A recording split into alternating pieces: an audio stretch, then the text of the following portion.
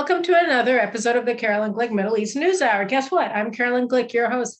Over the past week, we've just had more information coming out about the Iranians not wanting to close the deal and the Biden administration saying, well, actually, we don't think that the deal is going to be closed until the midterms. And the IAEA came out and said that Iran is a threshold nuclear state.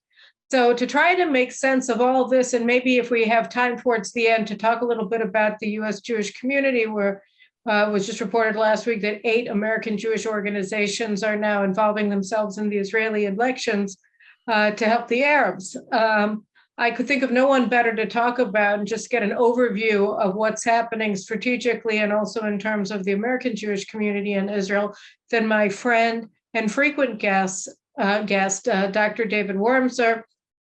David was a senior member of the Bush administration's National Security Council. He's an expert in Middle Eastern affairs, and everybody who's been watching this show for a while knows why he's a frequent guest, because he's also just really, really smart and really fun to talk to. So, hey, David, thanks so much for being back on the News Hour this week. Thanks for having me. It's an honor, Carolyn. It's always. Oh, well, it's an honor to call you my friend, who I can call it and say, hey, can you do this show? And so I thank you. So, David, what do you make of how do you look at the state of play in the nuclear deal? Wendy Sherman, the deputy Secretary of State, telling Congress members in a closed briefing that the Iranians aren't likely to come to a deal until after the midterms. What is this at the same time that the IAEA says that they're now a threshold nuclear state and can assemble bombs at will within weeks anytime they decide to? Well, I mean, first of all, the timeline that she gave, which is the elections, tells you everything you need to know. Is whatever position we have and whatever position the Iranians have, it's not because they don't want to come to a deal and that they don't, and that we're not going to give in to the Iranians anymore. I'm sure we will. They realize politically they can't until 2 months from now. So it's now a political timeline, not a negotiation or diplomatic timeline. And I think that tells you everything, which is that we intend to go ahead with the deal. And the second thing is you have to look at the underlying factors. And the basic one is we have no plan B.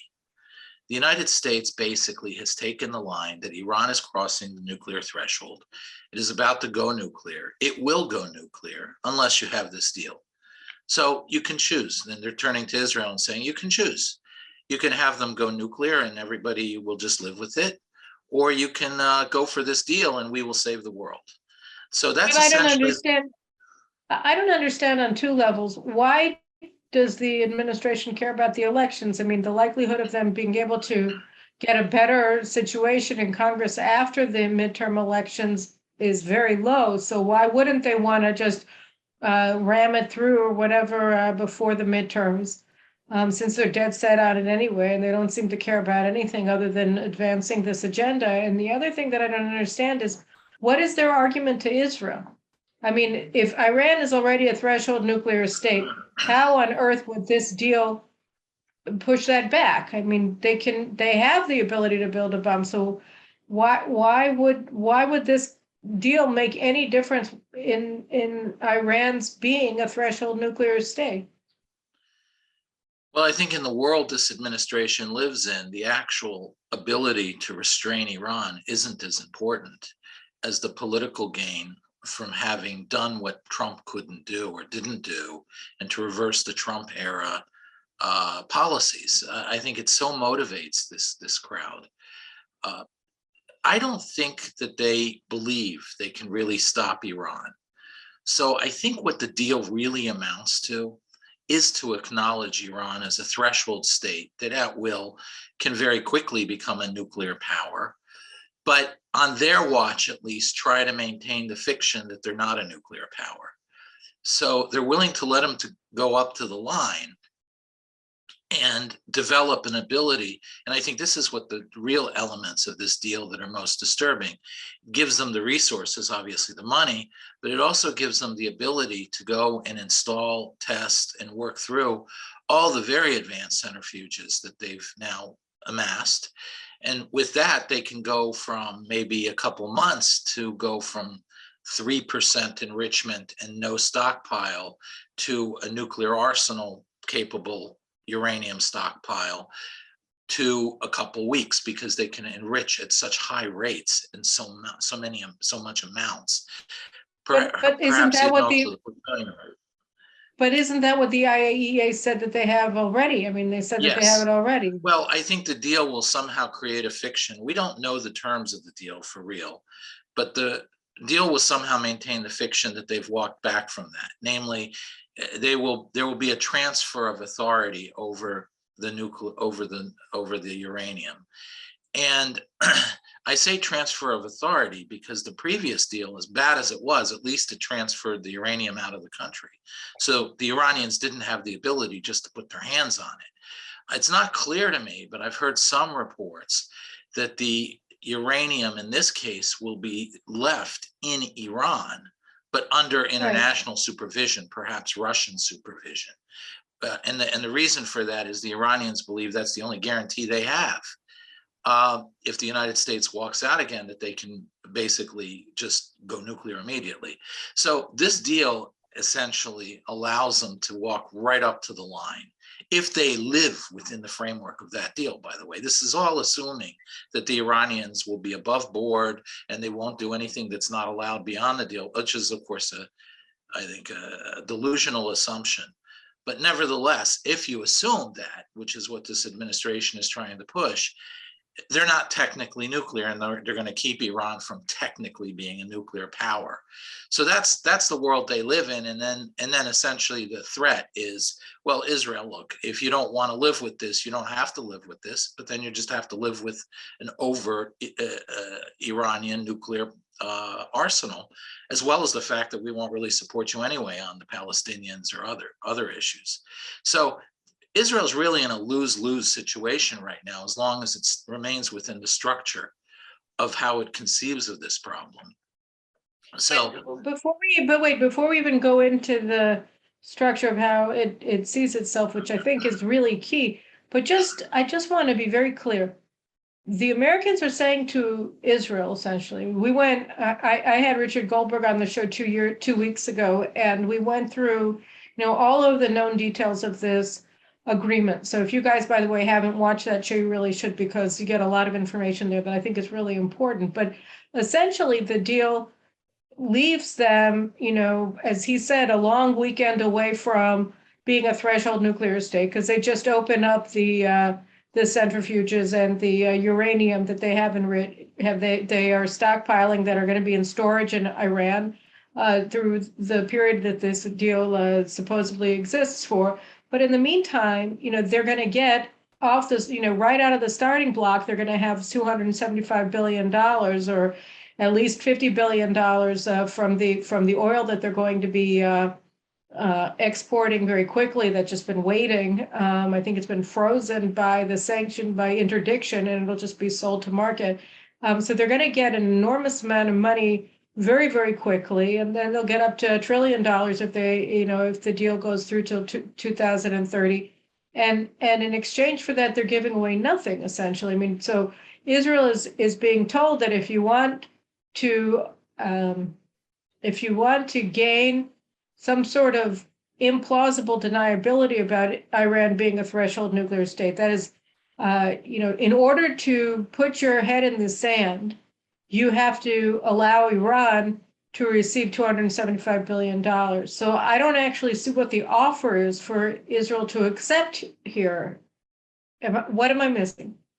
Well, there isn't. I mean, at the end, they're basically trying to dictate to Israel just that it's better to be an ostrich and have them not quite over the threshold than actually have them over the threshold and be a nuclear power. So Israel's not buying it, from what I can see. And I think Israel is nervous. And I think what you're beginning to see in Israel is a revision of the way they look at this problem. Some trends are bad and some trends are good. But at the end of the day, it's basically just dictating to Israel, this is the reality. There's nothing, the idea that the Israeli government has any real influence over this administration's Iran policy, I think is, other than on the margins, I just don't see that as realistic. And I was always wondering why they're spending so much time trying to convince this government quietly behind the scenes in the United States, could convince this government, because it's not going to happen. This government's run by progressives. These progressives don't care about Israeli security. They ultimately believe that nuclear weapons in North Korea or in Iran are ultimately a reaction to the nuclear weapons that are in the hands of the United States and France and Britain. That as long as they feel threatened by us and that we have such immense conventional power, they feel the only balancing to it is a nuclear arsenal. So I've heard these people in various conferences and various talks when they're out of government, and this is their mentality. They genuinely believe universal disarmament is the only way forward. By the way, this is, I think, one of the greatest next threats to Israel after Iran goes nuclear, which is the nuclear weapons-free zone in the Middle East, because then the American position will be, despite the fact that it violates several agreements going back to 1968 and 69 with Israel, but that the United States won't support anything that violates or threatens Israel's, quote, strategic programs, which are we all understand what that is. The bottom line is the United States has opposed in every international forum the idea of a nuclear weapons-free zone in the Middle East for that reason. And but I mean, don't forget that the Obama administration, Obama hosted early on in his presidency, if I recall correctly, he hosted a nuclear free Middle East or world, I can't even remember anymore, conference, and it was a real crisis with Israel. I mean, Israel boycotted the conference. Israel did not send a representative to that conference because it rightly viewed it as an act of aggression against Israel. And I think it was Robert Gates, Obama's first defense secretary, in his confirmation hearings was asked about Iran's nuclear program, and he acted as an apologist for Iran, saying, well, Iran, is worried about Israel, and he may have said that they were worried about Pakistan as well. I can't remember, but it was an extraordinarily hostile statement on his part against Israel that was legitimizing or legitimating, at any rate, and justifying Iran's quest for nuclear weapons as a reasonable response to Israel. Yeah, and Secretary Gates is not a progressive. So you can only imagine where the progressives are. No, they really believe that at the core of everything is Israeli power. That's the ultimate problem. I mean, remember, there was that statement by Obama during his administration saying the real problem why there's no peace is because the Israelis feel too secure. They want Israel to feel dependent on the United States' nuclear umbrella. In other words, I'm not entirely sure that they're against an Iranian bomb, because at the end of the day, that threatens Israel enough to demand or to necessitate Israel to become even more dependent on the United States. And then that becomes leverage over Israel yet more. But I do believe that after Iran crosses the threshold, you will see the United States shift its position in violation of solemn agreements with Israel.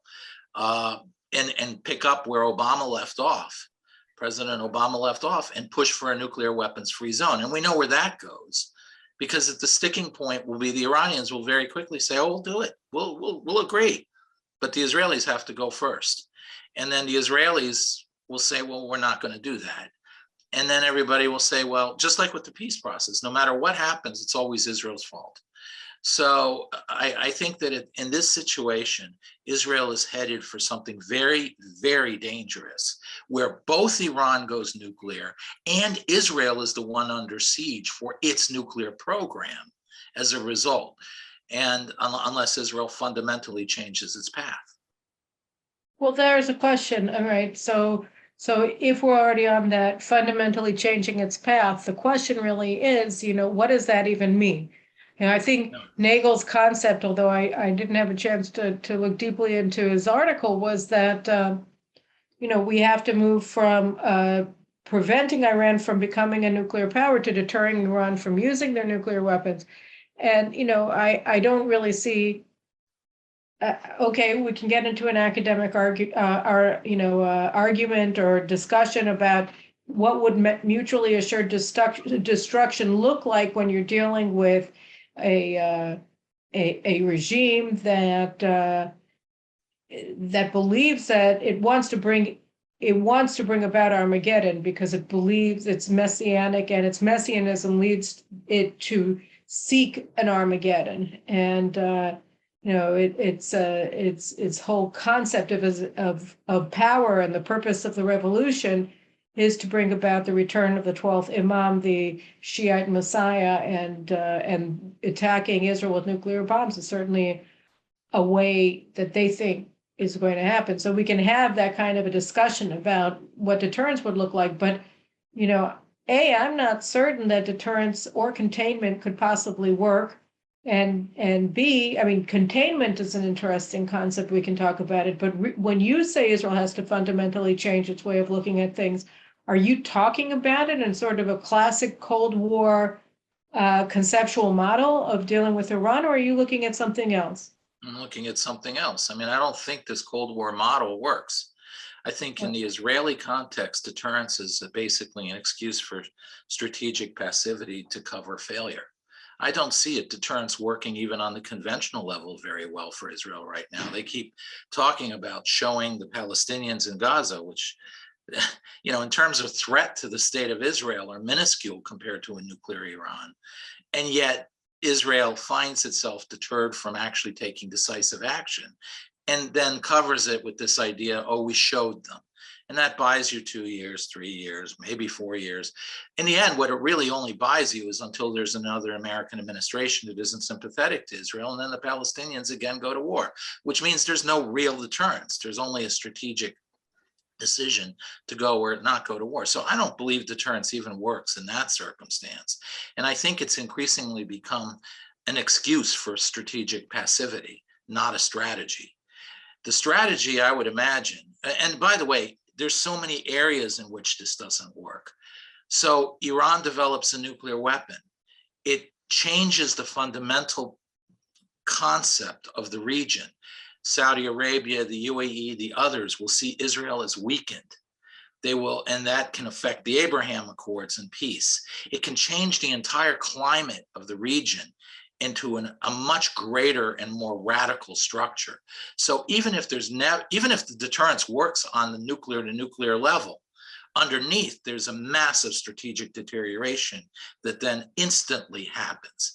The second thing is, I'd like to see the day that Iran threatens European cities with nuclear attack if they don't allow them to do certain things to Israel or to respond to Israel.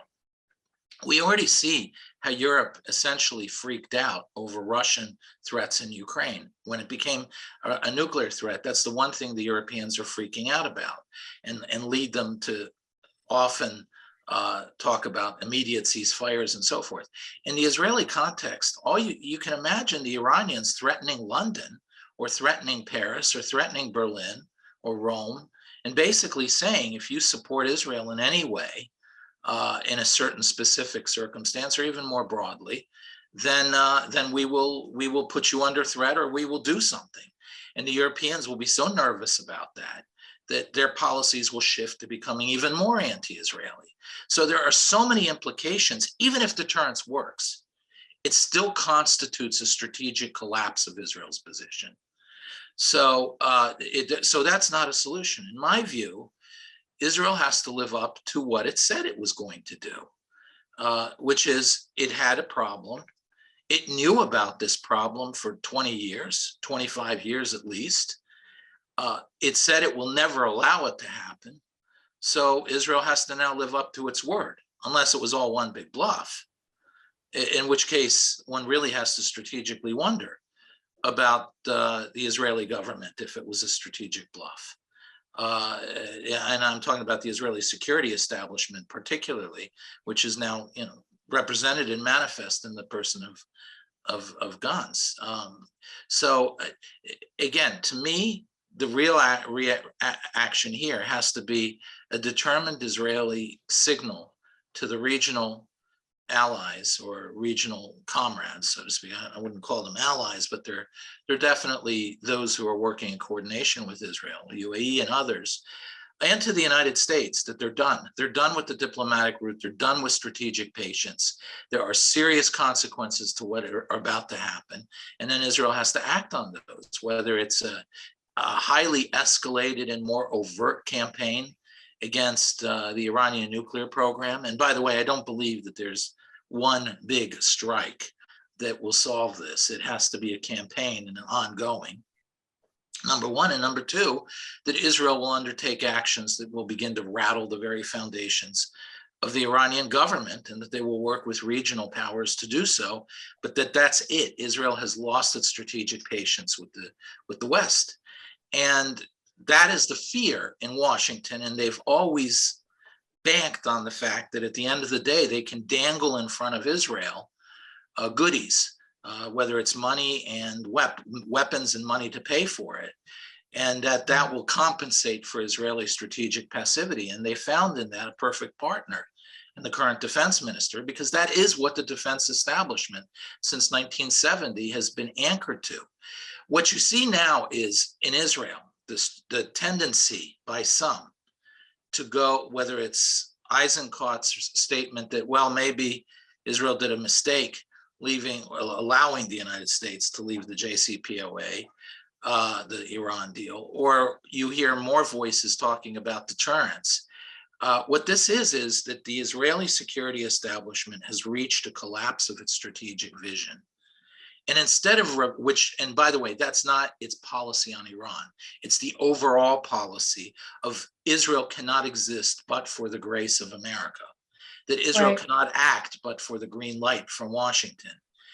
That is the fundamental strategic concept governing Israeli defense doctrine for already 50 years. And it's deadly. It has led Israel into a lot of bad things, but here it's leading Israel into an existential threat. And that strategic doctrine has now visibly collapsed with the Iran deal that's on the table, or the Iran going nuclear, which are really kind of the same at this point. And instead of reevaluating that and saying, as a Zionist, the fate of the Jews rests on the defense establishment of Israel, which will act whether or not it has the world's approval to defend the Jewish people, which is verbally what they still say, but practically is not what they do.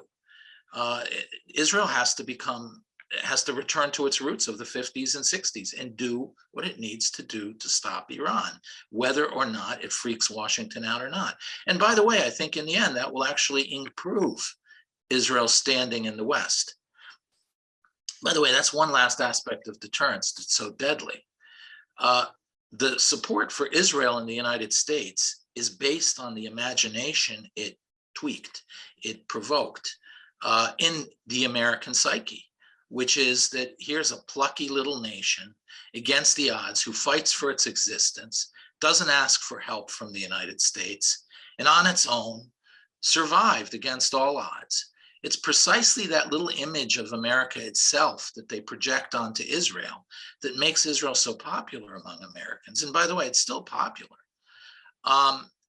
The idea that Israel would not fight to defend itself against the Iranian nuclear program and instead would prefer to become dependent the way the European countries were during NATO or so forth on the American strategic umbrella and American power devastates the foundations of Israel's support in the United States. At that point, Israel really does become what Israel's enemies always claimed Israel was, which is a strategic albatross weighing the United States down. It's so, I'm reading Walter Russell Mead's book on Israel, the Ark of the Covenant. I'm about halfway through it. The thing that, he keeps talking about over and over again. I mean, there are two aspects of it that he talks about. One is that the Jewish lobby, such as it has ever been, whether it's related to the Holocaust or it's related to Israel, has always been incredibly weak, that it really hasn't impacted American policy towards Israel one way or another. And another aspect is that the establishment, the foreign policy establishment, particularly, of course, at the time of Israel's founding, the State Department, but also the Defense Department and also the CIA, or they've always been opposed to Israel, first of its establishment and later of its strength. I mean, there was a period during the Cold War in the 1970s that we proved ourselves out during the Six-Day War that we were an effective means to contain Soviet power in the Middle East, and that was really what spurred the alliance that began under Nixon. But that essentially was always about American interests. And he also said the other thing was that foreign policy is very much founded in domestic sentiment and domestic opinion, and that in 1948, the thing that the domestic sentiment that Truman could not ignore was Eleanor Roosevelt and the liberal interventionists that saw Israel, ironically, in retrospect, and the establishment of a Jewish state as proof that the UN system worked, that they wanted more than anything else to have a global government that was going to be capable of preventing future wars. They saw the United States and the Soviet Union both supporting the partition plan in 1947 in UN General Assembly 181, and they would not allow Truman to walk away from the partition plan and from the establishment of a Jewish state following the passage of 181. So it wasn't because of pressure from American Jews, but rather it was the power of the liberal interventionists in the Democratic Party in 1948 that ensured, more than anything else, that Truman was not going to go with the State Department and would support the establishment of Israel. So that was his argument. And I think that what we're seeing on the left is that Israel is no longer supported by public opinion on the American left. And on the right, you're right, that support for Israel is very much a function of the strength that Israel what's the word, that projects outward through the things that we actually do, through actions that we take on our own behalf. And so the more passive that we become to try to placate this very hostile domestic opinion on the left and the establishment, which has always been hostile to us, the less we're supported by the right. And they are the remaining fount of public support for Israel in the United States, as far as I can see. Well, and I would add to it a certain narrow group of liberals who see their own political fortunes, partly because they're in swing districts or in states that are a bit murky and they could win or lose, and they need crossover votes to survive, or simply because they're threatened so much by progressives that they believe the only way to respond is Israel's become a touchstone issue on the left. You saw it in the last round of primary elections. Israel became a front and center issue in some of these major battles for the Democratic candidacy in the primaries. And fortunately, it sold not badly. Now, I think that it was overplayed in some districts, but the progressives have become obsessed about Israel. They've become obsessed about attacking Israel. And it plays negatively in certain communities on the liberal left in the United States. So there's even some left vote. I wouldn't put it as a very large bankable amount, but maybe 10% of the electorate. But that's what swings votes. That's what swings elections. So for Israel to try to appease this administration and its progressives at the expense of surrendering the support of the right in that liberal sliver, I think it essentially undermines the very foundations of Israel's support in the United States. And again, it's a diplomatic failure to match the strategic failure. But even and there's another aspect to that. I just want to walk away from America for a little while. We've had there's something interesting that's going on, obviously, in Ukraine, where the Ukrainian army had the two-pronged offensive against the Russians in the north and in the south, in the Kherson area, and in the north in the Kharkiv area.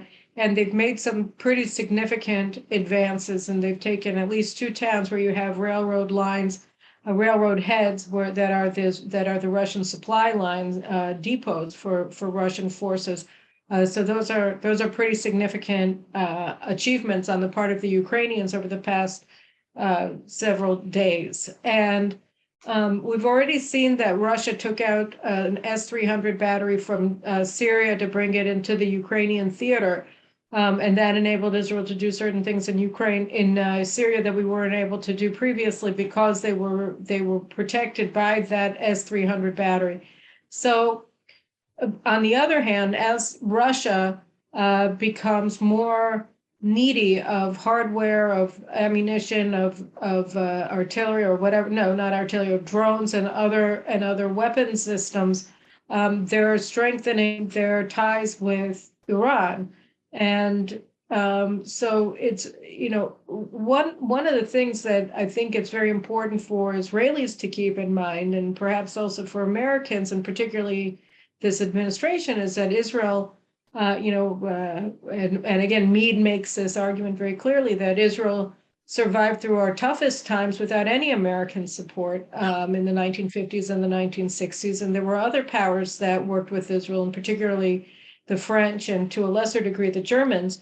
And by the same token, we're not dependent on the United States. We never really were. It was more of an optical illusion than anything else. So that if the United States decides to walk away or start demanding things of Israel that no semi-sentient country could possibly give, like, for instance, taking the blame for Iran's nuclear weapons in exchange for nothing, I think that Israel has other options. But I look at what's happening with Russia, and I wonder if this rules out options or whether it expands options. And I'm looking at other countries, and I'm wondering, when you say that the establishment or Iran's acquisition of weapons is going to destroy Israel's deterrence, or its whole basis of its power in so many profound ways, do you think that we're not going to be able to find people to work with us?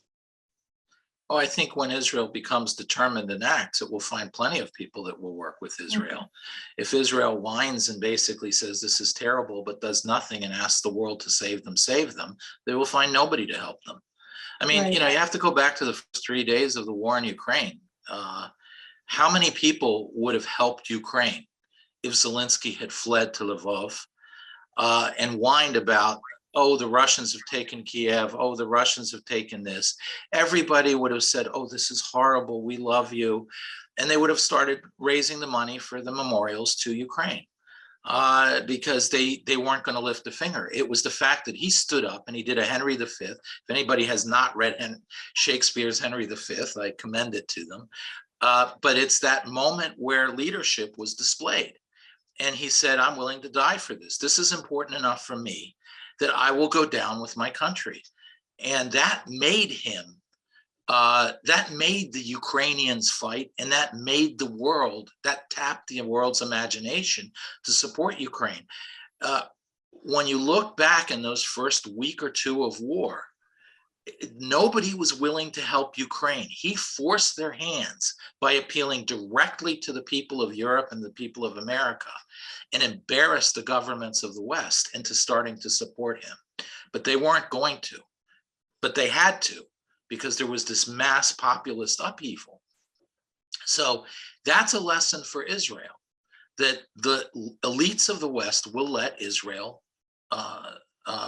twist in the wind, and will let it go down if it had to.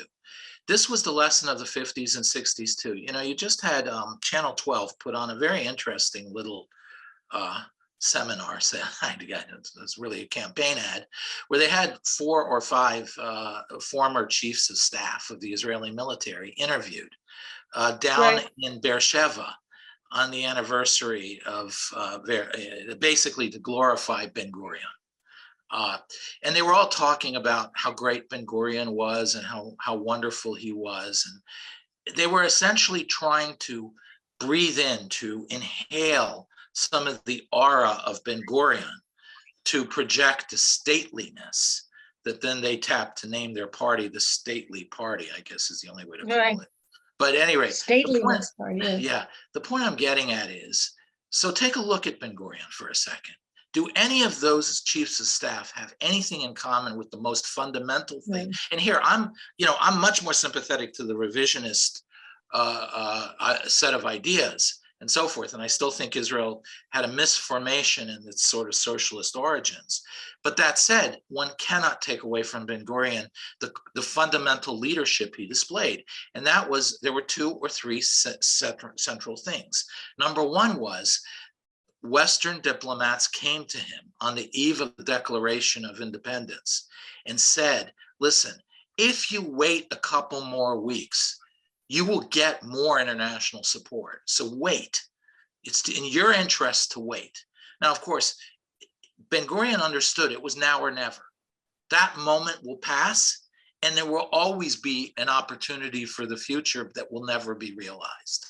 So he understood, seize the moment and act, rather than wait for the wonderful, seductive promises of Western diplomats.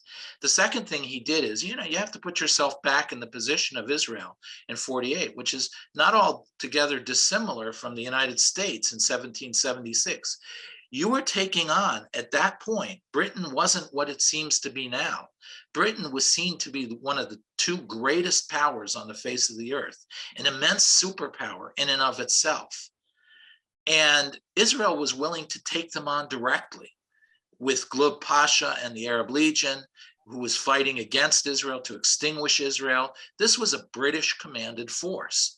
Second, the Israelis directly confronted in various circumstances the British. And I'm not just talking about what Menachem Begin did during the revolt and so forth. I'm talking about the fact that Israel sent its just purchased and just created Air Force against the seasoned British Air Force over the Sinai and Negev in 1949 and got into dogfights to directly British-Israeli air battles.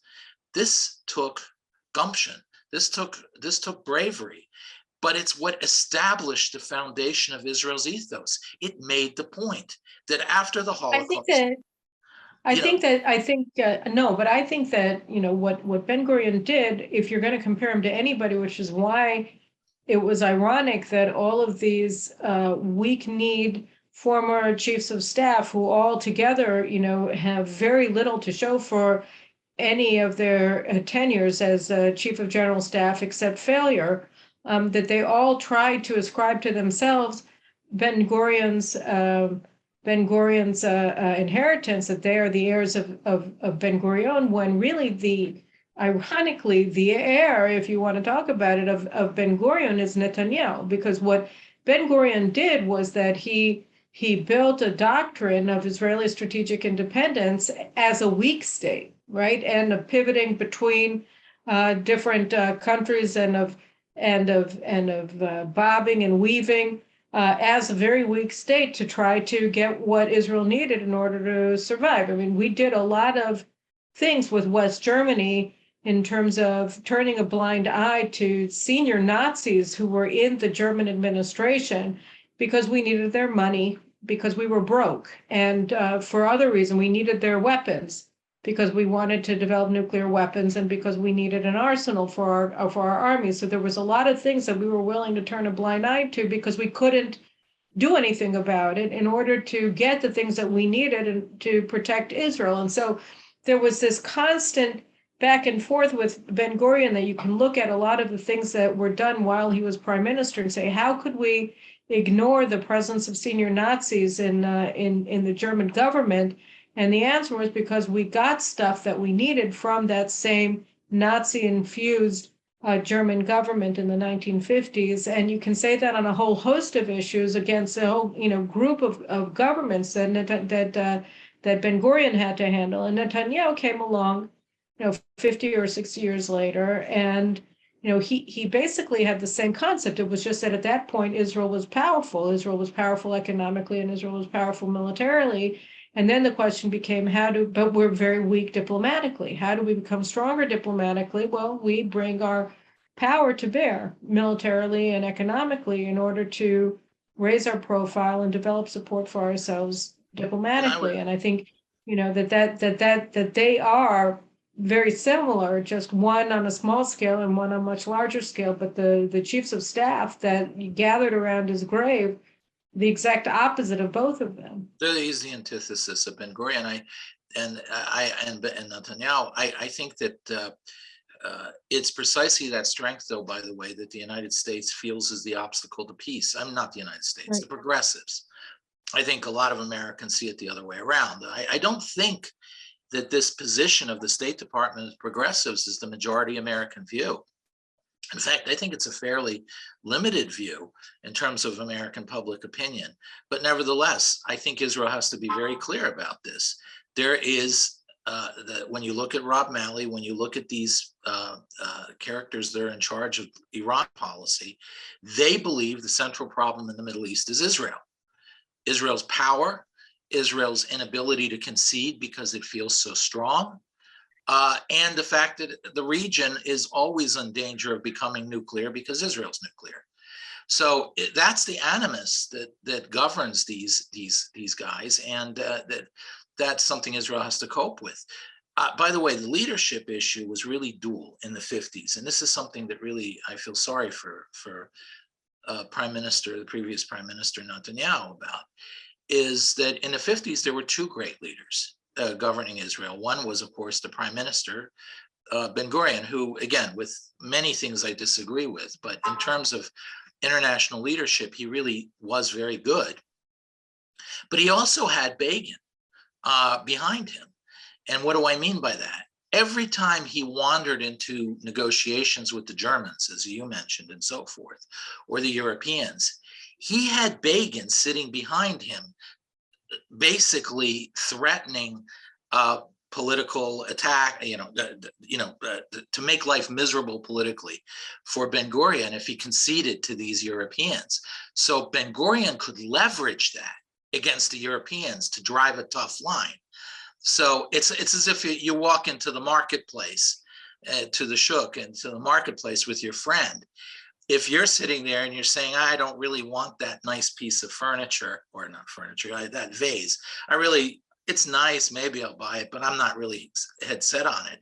And your friend is saying, just don't buy it, for God's sake, we don't have the money. That strengthens your position negotiating. If your friend is sitting there saying, oh my God, we really need to buy that vase, please give in to him. Well, that weakens your position. Begin played the role of the heavy behind the throne that allowed Ben-Gurion a lot of latitude to be tough. Bibi, Prime Minister Netanyahu, always has faced the opposite. He's faced going into the marketplace with a good bit of Israel's elite saying, you got to deal, you got to give him what he wants. And that undercut Prime Minister Netanyahu horribly. So in that sense, it weakened these, but it really was an act of leadership on both Begin to stand on his principles, even on issues like German reparations, and Ben-Gurion to navigate the way he did in terms of leadership. So you look at those, they have nothing in common with this current crop of military leaders in Israel. They are the antithesis of that. If they had been around in 48, these chiefs of staff, Israel would not have come into being. It's that simple. It's speaking of which, let's just make a deal at all costs. We need to make a deal. We're getting that on the northern border, right? With the Maritime Economic Zone talks that Israel is conducting through the Biden administration's mediation with Hezbollah through the Lebanese government. And it was really interesting. I was reading through Maariv the other day, and they were explaining, oh, this is great. We've got Hezbollah where we want him because Nasrallah is stuck. If he opposes this brilliant deal that we're doing with the Lebanese government, of which he's a part, he's going to get in real trouble in Lebanon.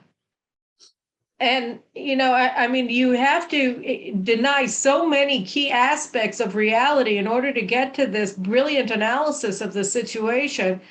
I mean, the most important one that you have to ignore is the fact that Hezbollah is the government of Lebanon, and it's also the military of Lebanon.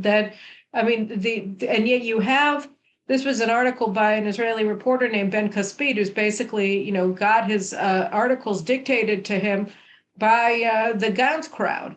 So, this is the line that they're pushing. They're pushing this line that we're brilliant. We're surrendering just an enormous amount of our economic waters to Hezbollah because they're threatening and extorting us, and the Americans are siding with them against us and demanding that we bow to their extortion, right? Including giving up all of our rights basically to the Kana gas field, and even now, the people who are operating Energen, that's operating the Karish gas platform, just announced, look, we can't start at least until the end of October. Why? Because they're under the gun and they don't want to sacrifice their entire program because Hezbollah is threatening to blow the whole thing up. So they're they're bowing to Hezbollah extortion. We're like, oh, this is great. Now we don't really have that big of a deadline. We can go on for a while. We're not concerned about, starting drilling in Karish. And in the meantime, we can give up more of our maritime economic zone to Lebanon because that's really going to weaken Hezbollah when all we're doing is, so, you have this is how they negotiate. They're negotiating with themselves because they're saying we're really close to a deal. But again, no, they're not, because the Lebanese haven't agreed to anything. And just like the Iranians aren't agreeing to a deal, why would Hezbollah agree to a deal if Israel is going to give them everything without a deal in the first place? And look, Israel isn't drilling in Karish because they've threatened us. Then they've already won. And this is how these strategic, geniuses, Gantz and Lapid, are running the show. This is how they conduct negotiations with an enemy state and with a terrorist organization controlled by Iran that has swallowed Lebanon, by ignoring the fact that Hezbollah is Iran and by ignoring the fact that Lebanon is Hezbollah, and then surrendering to Lebanon because they want to be, we want to strengthen Lebanon against Hezbollah. There's so many levels here of self-delusion, and they all lead to one place, which is endangering Israel and pretending that they're strengthening it, pretending that they're building deterrence, pretending that they're developing a partnership with Lebanon. Again, it exposes the bankruptcy of Israeli military doctrine right now, which is who's being deterred here? What is it basically that the government is saying? That they have to give in to the Lebanese demands or Israel will face a war. So God help us if that happens. So you have to give in. And the Americans demand it, so you have to give in. So who's deterred here? Israel or Hezbollah? I think it's almost a textbook case of deterrence of Hezbollah's against Israel. So that's one thing. The second thing is I don't think they think through the implications at all. First of all, Hezbollah, it isn't about the oil or gas. Hezbollah will be at war with Israel. Lebanon is owned by Hezbollah right now. If Israel wanted to create an independent Lebanon and deal with it as a fiction, then it has to first get rid of Hezbollah. There is no Lebanon as long as Hezbollah is there, that's simply put. And it's really quite stunning, the ability to try to deny that. The second thing too is it betrays the American issue, which is nobody was talking about the borderline until the Americans intervened to try to solve it. And now if it doesn't get solved, there's going to be a war. So it's a perfect example of how American intervention is now leading to war. And you're going to rely then on the United States to be your umbrella and to give you a green light. Again, so many things are exposed by this. Finally, Israel has to think seriously about the gas and every ounce of it, because we see what's happening in Europe. Israel has to have a national export gas strategy to Europe.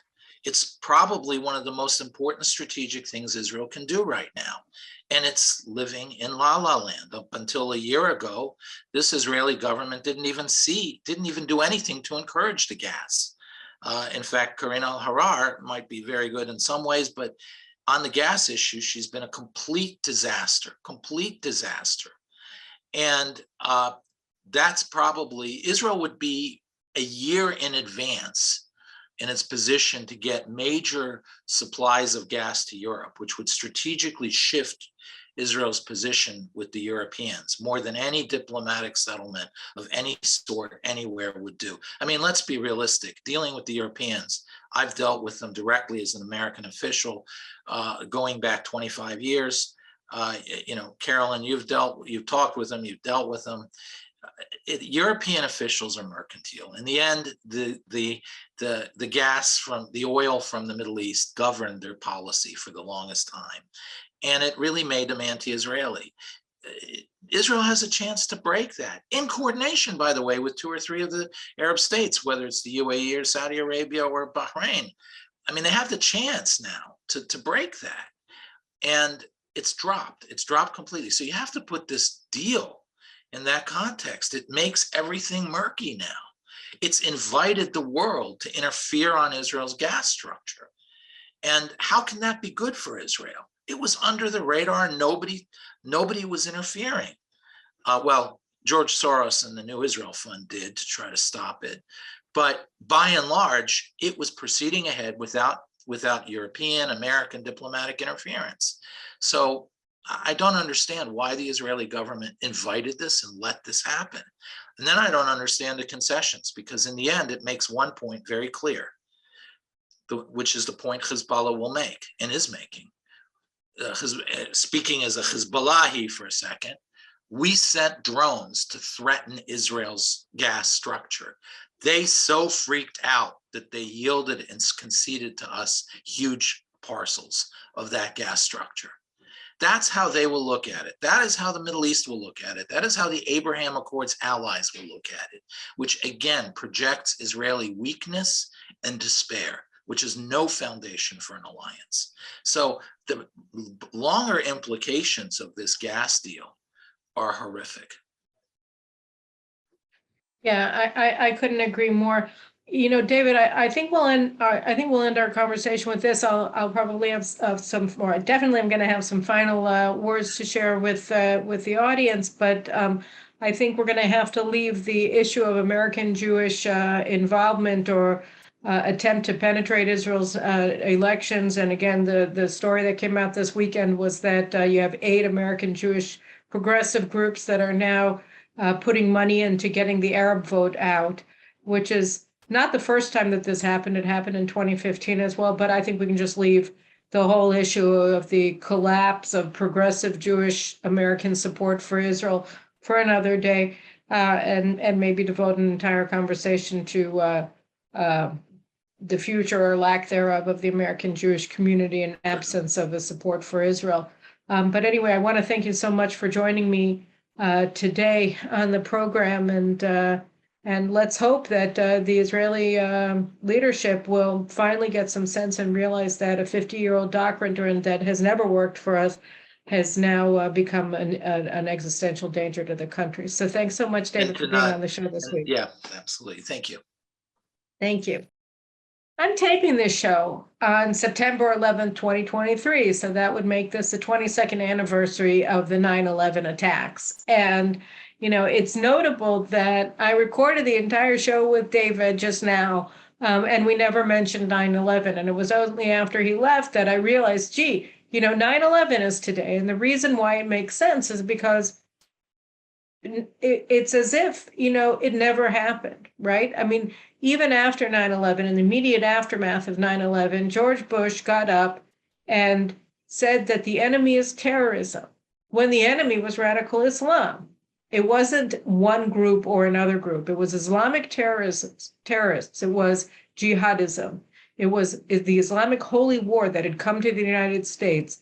And for the past 22 years, the Americans have never acknowledged who the enemy was that day and who the enemy is in the Middle East, because doing so would require them to actually take an action that they didn't want to take, which is wage an ideological war that would be based on something, that would be based on fighting for themselves and fighting against an ideology that believes that its destiny is to build an Islamic empire worldwide and to subjugate or kill all of the non-Muslims in the world.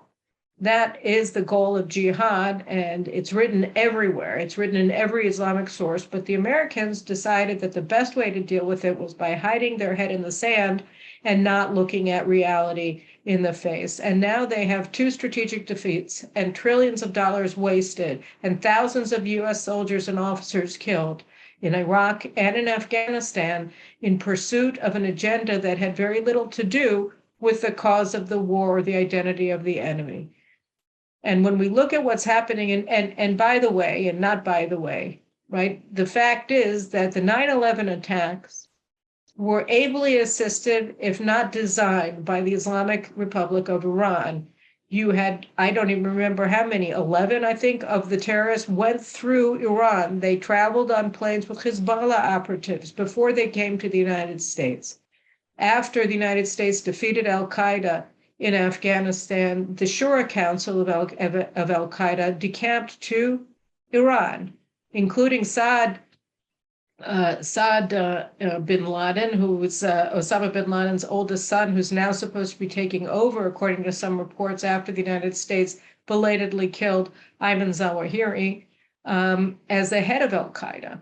And he has been living in Iran since the Battle of Tora Bora in 2002. So when we look at the situation, the delusion, the refusal of the United States to see Iran's hand either in 9/11 or later in the wars of Afghanistan and in Iraq, then we understand that for the past 22 years, the United States has been advancing Middle East policies that have been based entirely on ignoring who their enemy is, whether it's Islamic jihadism of the Sunni variety or Islamic jihadism of the Shiite variety. And as a result, we've come to this moment where the United States is essentially enabling Iran to become a nuclear power and going to war against Israel, and to a lesser degree the Sunnis, because they oppose what the Americans are now doing. And David is right. Israel has been saying for over 20 years that we will not allow Iran to become a nuclear power. Well, according to the IAEA, Iran is a threshold nuclear state. So it's time to ante up. Are we going to ante up or not? Benny Gantz has a new campaign slogan. It's Acharai in Hebrew, which means after me. And it's a perfect slogan for somebody who wants to be a military dictator. It's not come with me. It's not, look, I'm going to lead you to a common goal. It's saying, I'm strong. I'm a military commander. I was the commander in chief of the IDF, and I'm surrounding myself with my fellow chiefs of staff of the IDF. And together we're going to lead you to where we think we should go. We're going to conquer this hill. But he doesn't actually have a hill to conquer except the Israeli right. He doesn't actually have a strategic goal in mind aside from pushing Netanyahu out of Israeli politics. And the problem is that the media is pushing the idea that Benny Gantz and Gadi Eisenkot, his fellow failed chief of general staff of the IDF, who's now number 3 in his party, that they know what they're doing because of their medals and because of their ranks, but they don't. The concept that they're pushing and the concept that Yair Lapid is pushing is that we have somebody that we can trust in Washington. And every single day, it becomes more and more clear that the opposite is the case. The United States, the same United States who was led by George W. Bush, who told the American people after 9/11 that the way that they should respond to the al-Qaeda attacks on Washington and New York was by going shopping, is the same in the United States that elected Joe Biden in 2020 when he promised that he was going to go back to the Iran nuclear deal that gives Iran a nuclear bomb. And that is a sad truth. Obviously, there's great reason to love the American people, but the tens of millions of Americans who voted for Joe Biden either share an ideology that doesn't make sense or is not part of the American tradition, or they simply don't know what's happening. And I think the same thing can be said of the Israelis who are voting for left-wing parties. We have come to that crunch moment in Israeli history where it's a do or die moment. We actually have to take concerted action to prevent Iran from becoming a nuclear armed state. We can't rely on the United States to help us. The United States will absolutely not help us. In fact, they're going to try to hinder our operation. They've made that very, very clear. We have to act right now. If not right now, then we have to act this year, because by 2023, it'll be too late. And, arguably, it's already rather late. But I also think that it's true, and I think that what Walter Russell Mead wrote in his book, The Ark of the Covenant, that Israel is not alone, that Israel is not dependent on the United States, that there is a limit to the pressure that the United States can exert on Israel, because Israel has its own powers and its own ability to develop partnerships with other countries, and we're not dependent on the United States. I think it's time that Israel take the training wheels off and decide that we're going to act on our own, because we've come to that moment. Everybody's telling us that we've come to that moment. Wendy Sherman is saying it, Tony Blinken is saying it, and the IAEA is saying it, the head of the Mossad is saying it, our own intelligence is saying it. So our leaders have to listen, and the Israeli people have to listen. On November 1st, we have to vote as people who listen and who see and who recognize that crunch time has come. And I do hope that the message will go out and people will vote as we need in order to survive as a country. Because it's true that if we say, okay, we're going to move to a mutually assured destruction model now, with Iran having not fulfilled our word, having not taken action to prevent Iran from becoming a nuclear armed state, nobody's going to take us seriously. Nobody's going to take us seriously. Nobody's going to take us seriously, unless we take ourselves seriously. And so it's really time for us to take ourselves seriously. So I thank you very much. Those are my parting thoughts. And, I hope that this program and our growing audience on JNS and on the Carolyn Glick Middle East News Hour channel, that all of these together, and our website and our podcast and our Rumble channel that you can also watch the show on, all of these things are going to add up, and people are going to start listening, and we all just have to start talking, and we have to make clear that we understand that this is the time that Israel has to act. This is the time that Israel has to recognize that after 74 years, we're on our own, and that's okay. We can stand on our own, because if we don't stand on our own, we're going to fall on our own. So thanks very much for watching. Remember to subscribe to JNS YouTube channel, or to the Carolyn Glick Middle East News Hour channel on YouTube and on Rumble and on Spreaker. But make sure you subscribe, and make sure that you subscribe your friends and nodding acquaintances. We passed the 7,000 subscription on Carolyn Glick Middle East News Hour. We passed, I think, 1,000 or 2,000 on JNS. So we just have to keep building up that audience. Let's keep building it up, because the more people know about this stuff, the more likely we're going to see a change in Israeli behavior that's going to accord with the very difficult reality that we find ourselves in. So thank you very much, and we'll see you again next week.